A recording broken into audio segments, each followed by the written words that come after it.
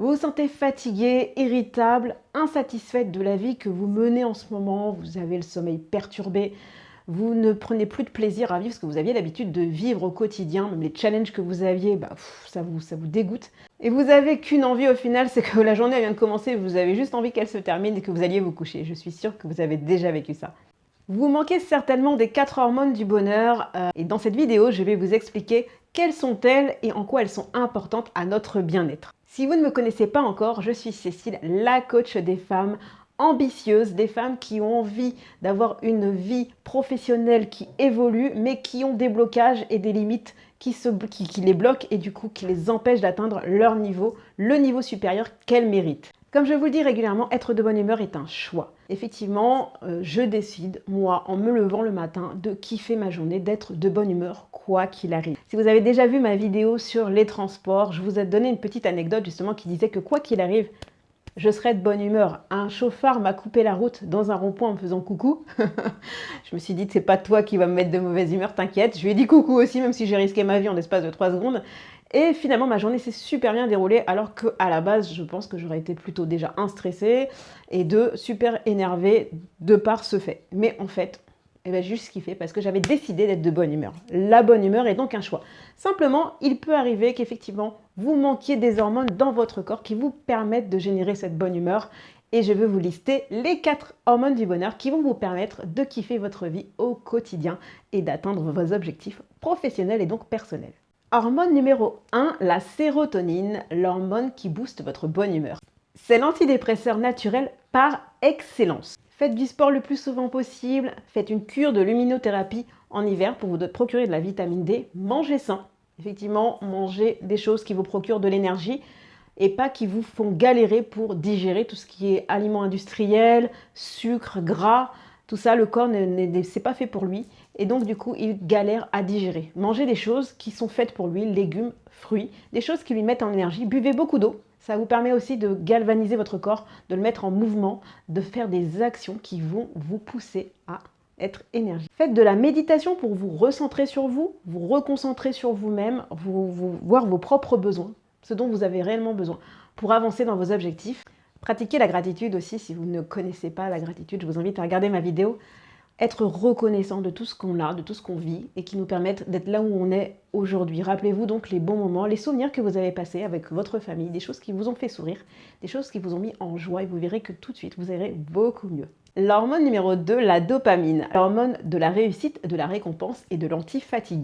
La dopamine a aidé nos ancêtres à survivre. En fait, effectivement, c'est une hormone qui permet de libérer de l'énergie lorsqu'on est dans un état de recherche et de récompense. C'est-à-dire qu'en fait, quand ils cherchaient quelque chose, de la nourriture, une grotte pour se cacher quelque chose, et qu'ils le trouvaient, ils avaient cette récompense de l'avoir trouvé, et donc ça leur procurait un sentiment de bien-être et de sécurité. Cela donc les poussait à l'action, et donc finalement, passer à l'action, c'est juste génial en fait. C'est aussi pour ça qu'on aime recevoir des compliments, qu'on aime gagner au jeu, parce qu'on a ce sentiment de bien-être, cette récompense qui fait que voilà, on se sent bien, parce que justement on fait attention à soi, et c'est quand même super agréable. Faites donc des choses qui vous procurent cette hormone du bonheur et qui vont vous mettre dans un état de bien-être constant. Le sport, dormir 7 à 9 heures par nuit, et oui, donc vous vous couchez plus tôt que d'habitude, ça va vous faire du bien de dormir ce dont vous avez réellement besoin. Célébrez vos petits succès. Comme je vous l'ai dit, quand vous avez un objectif que vous découpez en étapes, dès que vous avez franchi une petite étape, célébrez-la, faites-vous plaisir, récompensez-vous, ça va vous booster pour aller à l'étape supérieure. Faites l'amour. L'hormone numéro 3, l'endorphine liée au corps. Il faut savoir que l'endorphine déclenche la sensation d'euphorie pendant et après une bonne séance de sport.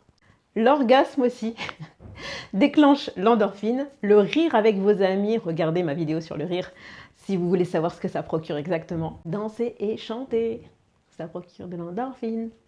Pratiquez un loisir qui vous fait plaisir. L'hormone numéro 4, l'ocytocine, l'hormone du lien, de la confiance et de l'amour. Il faut savoir que les êtres humains éprouvent un sentiment de sécurité quand ils sont ensemble, en groupe. Ça fait partie de leur gène depuis la nuit des temps. Donc quand on faisait partie d'un groupe et qu'on s'embrouillait avec l'un des membres du groupe et qu'on était exclu, on était juste en arrêt de mort.